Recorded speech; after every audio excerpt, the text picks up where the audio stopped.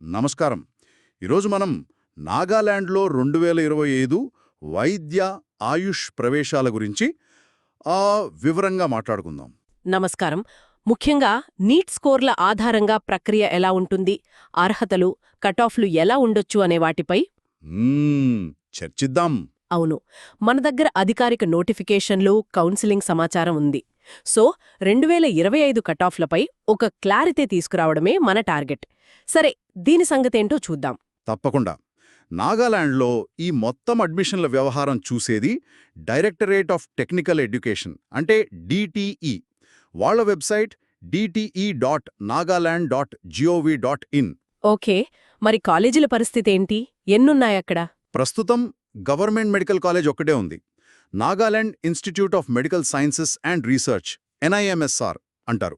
అందులో 100 MBBS సీట్లున్నాయి. 100 సీట్లు అంటే పోటీ గట్టిగానే ఉంటుంది. ప్రైవేట్ కాలేజీలు లేవా? ఇప్పటికైతే లేవు. సో ఉన్న 100 సీట్లకే అంత పోటీ పడాలి. మరి ఈ సీట్లెవరికి? బయట రాష్ట్రాల వాళ్లకు ఛాన్స్ ఉందా? అక్కడే అసలు పాయింట్. ఇది క్లోజ్డ్ స్టేట్ అన్నమాట. అంటే 85% సీట్స్ కేవలం నాగాలాండ్ స్థానిక నివాసితులకే. PRC అంటే పర్మనెంట్ రెసిడెన్స్ సర్టిఫికెట్ ఉన్నవాళ్లకే. 85% వాళ్ళకేనా? అంటే బయట వాళ్ళకి చాలా తక్కువ స్కోపు? అవును, చాలా తక్కువ. మిగిలిన 15% సీట్స్ మాత్రం ఆల్ ఇండియా కోటా AIQ కిందకు వస్తాయి. వాటిని MCC అంటే మెడికల్ కౌన్సిలింగ్ కమిటీ జాతీయ స్థాయిలో భర్తీ చేస్తుంది.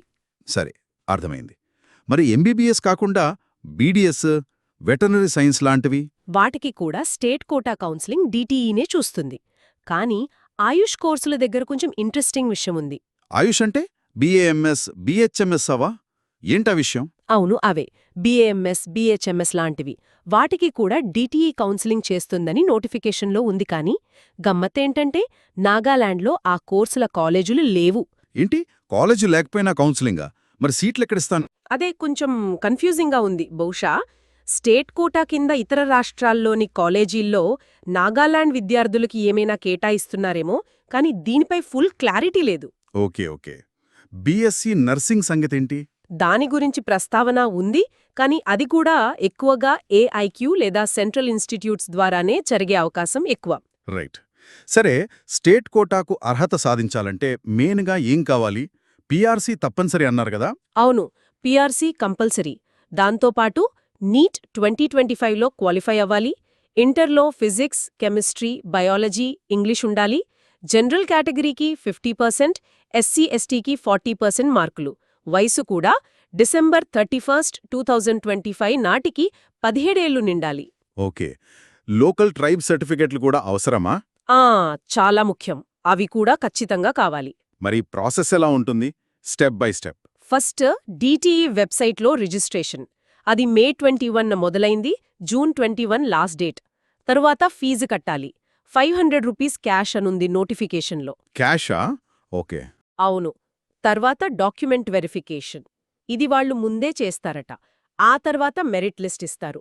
దాని బట్టి choice filling, seat allotment, round 1, 2, mop up, ఫైనల్గా కాలేజ్లో రిపోర్టింగ్. డేట్స్ విషయంలో కొంచెం చూసుకోవాలి అంటున్నారు. అవును, రిజిస్ట్రేషన్ డేట్ క్లియర్గా ఉంది. కానీ తర్వాత రౌండ్ల డేట్స్ జులై, సెప్టెంబర్ మధ్య కొంచెం అటు ఇటుగా ఉన్నాయి వేర్వేరు చోట్ల. అందుకే అభ్యర్థులు DTE వెబ్సైట్ రెగ్యులర్గా చెక్ చేస్తూ ఉండాలి. అదే బెస్ట్. ఇక అసలు విషయానికొద్దాం. కట్-ఆఫ్లు 2025 అంచనాలేంటి? నేషనల్ లెవెల్లో కొంచెం తగ్గాయి కదా?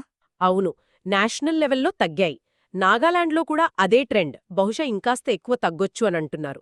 ఉదాహరణకు 2024లో ST కేటగిరీకి MBBS కట్-ఆఫ్ 385 మార్కులు. 385. మరి 2025లో ఎంత తగ్గొచ్చు?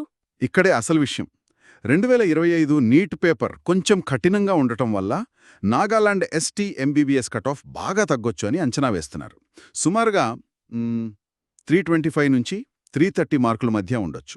అబ్బా, 325, 330 అంటే దాదాపు 55-60 మార్కులు తగ్గుతుందా? ఇది నిజంగా పెద్ద మార్పే. అవును, చాలా పెద్ద మార్పు.